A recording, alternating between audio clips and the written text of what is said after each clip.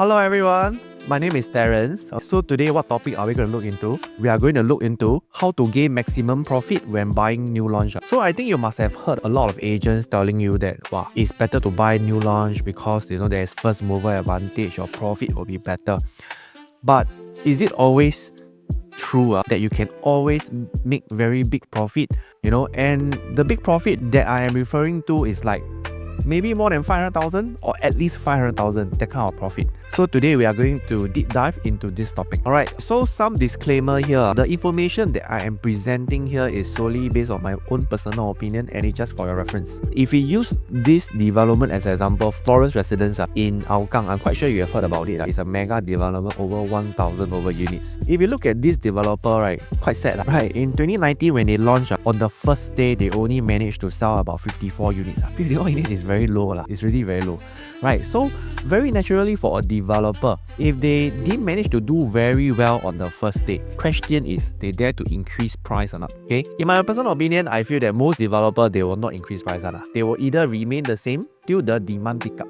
So next thing, if you look at the three phases, right, so if you look at Florence Residence, the three phases, you can actually see that when a developer only sell 54 units on 2019, if you look at the average per square foot is about 1437 per square foot, you can actually see that the developer never increased price, quite stagnant. So phase 1 is where the developer is at the very start trying to clear inventory. So when they are trying to clear inventory, because slowly over time, there will be buyers buying at different time, right? So their inventory will become lower and lower. So when their inventory become lower and lower, that is where developer they will feel stressed or not stressed. They will feel not so stressed lah. So that is where they will adjust the price upwards. So you can see that when you go up to phase 2, phase 2 usually is about when the development is about 60% sold. You can see that at phase 2, that is in about 2021, which is about 2 years later. The per square foot, buyers really want to buy into Florence. Developer pricing is about 1,006. Closer to 1,007. And slowly when you see that when the developer move on to the last phase, phase 3. And what is phase 3? Phase 3 is like a development that is more than over 90% sold. So when it's more than 90% sold, the developer usually they will go all out profit already. So you can see that in phase 3, that is in 2023, another 2 years later, the pricing, the developer pricing is about 1,007, closer to 1,008. And the most important thing is that, right, you can actually see that prices actually move up in phases. And of course, prices is at the highest in phase 3. So what does this mean? Is that if you have a chance to buy into today any new launches that you can identify that today they are in phase 1, usually if you buy the right product, the right layout and all that, you should be able to gain a reasonable, quite a decent profit later on. So the next thing, if we look at the different phases, so if you see that phase 1, so if we look here, is that phase 1, usually the buyers at phase 1 they enter at about 1,004, 1,005 per square foot. Phase 2 about 1,006, closer to 1,007.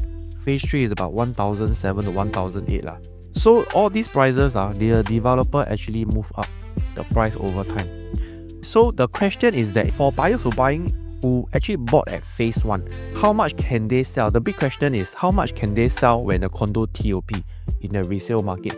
Can they achieve maybe 1,008 or 1,009 per square foot? So this one, let's take a look, right? Is that you can find that the phase 1 buyer, actually in today Florence Residences, the per square foot price is about 1,009 already, highest touching 1,009. So which means that the buyer who bought at phase 1, their prices actually increased by about 400 plus per square foot. So if I take about 400 per square foot, if I multiply by, let's say this is a 3-bedder, maybe about 1,087 per square foot, that would give me about 434,000 profit. So we can actually see that, right? One thing to take note here is that you can see that in today's market, the market price is about 19xx per square foot. 19xx per square foot, if I were to go back, you can actually see that it's just actually a bit higher than the phase 3 buyers, how much they have bought. The phase 3 buyer, I can see that the highest they have bought is about 1858 per square foot. So you can actually see that buying at phase 1, buying at phase time when it TOP, very natural, a lot of buyers they will call at phase 3 buyers buying price. And to the buyers who are buying, they will always see what? they always see the last transacted price. So if they see that there is some buyers already bought in at 1,800 plus per square foot, I might say that very natural, a lot of buyers, they will be thinking that actually it is quite acceptable to pay that kind of price. That is where you are able to capitalize really and maximize your whole profit. So for buyer who buy in at phase 1 and they sell at phase 3 price, their profit, I can see that the highest is about 550,000. To me, I think that is quite a good profit for a 3-bedder. But how about buyers, right, who don't really have the opportunity to buy in at phase 1? Maybe when the development launch at phase 1, their house is not ready yet. Maybe it is still during MOP. Then when they are ready, the development pricing is already at phase 2. So the question is that when the development is at phase 2 pricing, is it still worthwhile to go in or not? Is it still safe? Okay, so if we see for Florence residents, for buyer who buy at phase 2 and sell at phase 3 price, their profit is about 294, closer to 300. Okay? So it's about 200 plus thousand. To me, I still feel that of course the profit is still, okay, so of course the profit is not as big as the buyers who bought in at phase 1. But I think that it is still quite decent for this kind of profit. And I find that the riskier one is the phase 3 one. Phase 3, I would say that for some buyers really bo pian have to buy in at phase 3. I just feel that still can buy, for some developments still can buy, but just that they just got to hold longer for the price to go up. So their holding period have to be longer compared to phase 1 and phase 2. The next one we will look at, right, because just now we look at a 3-bedroom, right? So right now we will use another development in the west to see whether this concept is it true or not for another development in the west.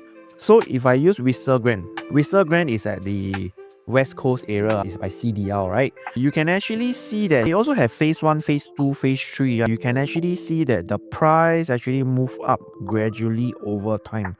And if you see, I have extracted out the phase 1 buyer. You can actually see that the phase 1 buyer, they buy in at 2018. They buy at about $1,003 per square foot. They sold at about $1,007, $1,008 per square foot. And this per square foot, you can see that is slightly higher than the buyer who bought at phase 3.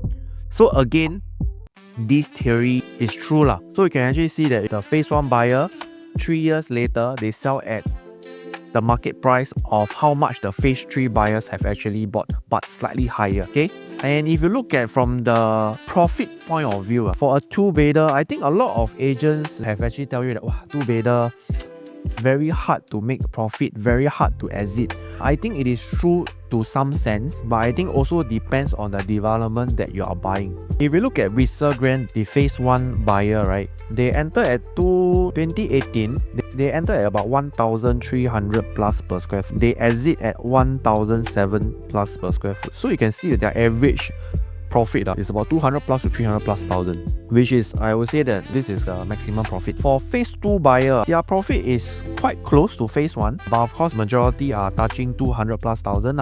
So I would say it's quite close. Phase 2 and phase 1 profit are quite close.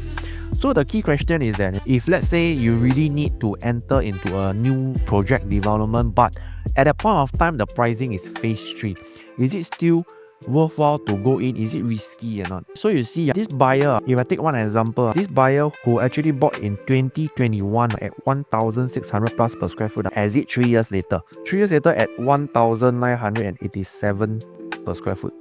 I still say that this buyer still make about 200 plus K profit. I think quite decent, this kind of profit, right? But of course, this depends on development. So just now I mentioned that for buyers who go in at phase 3, in order for them to see a substantial profit, you just got to hold longer. Wait for the price to go up, then you exit.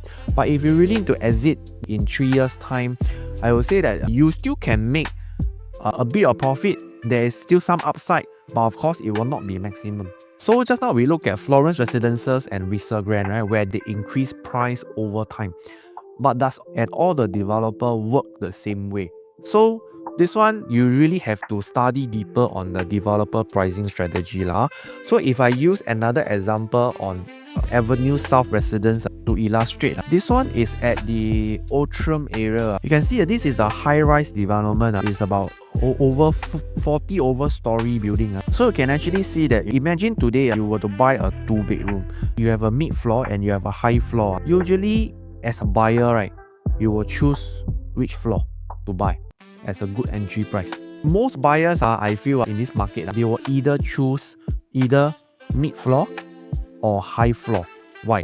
Because of the view. Because they feel that the moment you go up, the view is nicer, unblocked view, which means that next time I will have a higher demand for this unit. Whether true or not, let's take a look. You can actually see that for phase 1 buyer who buy in at their purchase rate is 2019. 2019, they buy at, in terms of the floor level, is low floor, so it's about level 6, level 16. So you may argue that 16 is low floor, but this development is 40 story. So 16, when you are at level 16, when you look up, it may seem that it is still very low. So you can see that in 2019, for this buyer, they buy in at developer price about 1,008, about 18xx to about 2,000 XX per square foot. And today when they exit the market, you can see that they exit at how much? They exit at about 2,001 to 2,004 per square foot. Their profit is about 200 to 270,000 profit. I say for a 2-bedder is really very decent. Okay, and how about for the buyers who buy at mid-floor? Mid-floor about level 24 to 35. So level 24 to 35, you can see that the buyer also purchased around the same time as phase 1 buyer. But their developer price, you can actually see that their developer price increase already is slightly higher. Developer price is about 2,001 per square foot. So developer, as I think it is very normal, right? As you buy a higher floor, the price tends to be higher also. So you can see that for a higher floor, the buyers are actually paying about 200 per square foot more than phase 1 buyer, and they exit at 2,003 to 2,004 per square foot.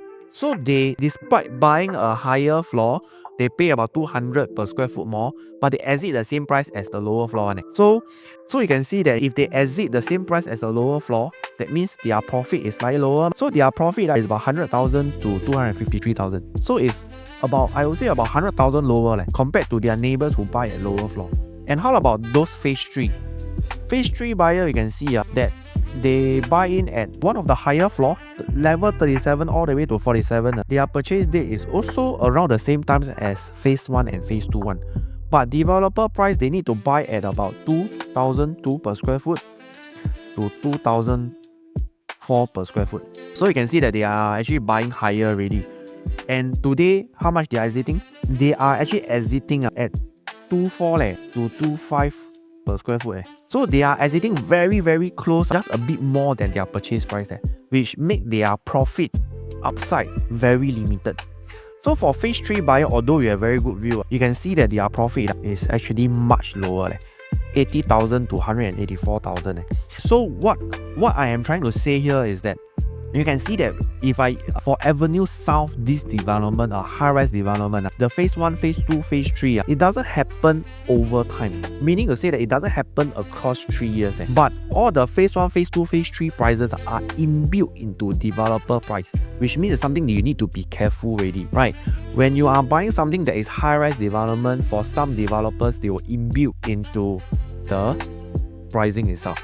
So you can see for the lower floor is about 18xx to 2,000 XX per square foot. As you move up to higher floor, the developer price is about 2,000 to 22xx per square foot. As you move up to the higher floor, which is at the top floor already, it will be 23xx to 24xx per square foot. So if you see, right, for buyers who buy in at low floor, they are buying in at 18xx per square foot to about 2,000 per square foot. And as they move up to the middle floor, they need to buy in at about 2,000 per square foot to 22xx per square foot. Okay, of course, the higher floor one, at the top floor, it will be about 22 to 24xx per square foot. So you can actually see that from the low floor all the way up to the higher floor is 18xx to 2004 per square foot. This gap jump is 600 per square foot. So this 600 per square foot, I would say that this is something that you need to be mindful, especially when you're buying a high-rise building. So that is the thing, is that you got to really study the developer pricing strategy to see whether for this development, okay, the phase 1, 2 and 3 may not be so clear over time, but is already inbuilt into the benefit. So in this case, you can clearly see that for buyers who buy in at lower floor, they are actually buying at phase 1 price. Middle floor is phase 2. The highest floor is phase 3 price. So just now we actually say that it is, if you want to maximize your profit, it is actually best to buy it at phase 1. So in this case, if you can actually identify the pricing strategy together with your agent, you can actually choose to buy at the lower floor in order for you to gain the maximum profit. But this also depends, provided that the floor level that you are buying, when you look out, it doesn't have any irritating view lah. So it depends on a case by case basis. So that's all that I got to share on the 3-phase development. So the main important thing is that when you want to look at a new launch, try to identify and understand how is the developer pricing strategy, and as much as possible, let's say your end goal is to make maximum profit 3 to 4 years later, then it is actually better to go into development that is still at the phase 1 or phase 2 price. So when you go up to, when you really have to buy at phase 3 price, I feel that it is a bit risky. Your upside is a bit limited, you just got to hold longer. So again, my name is Terence. Feel free to PM me if you have any question. I will see you at my next video.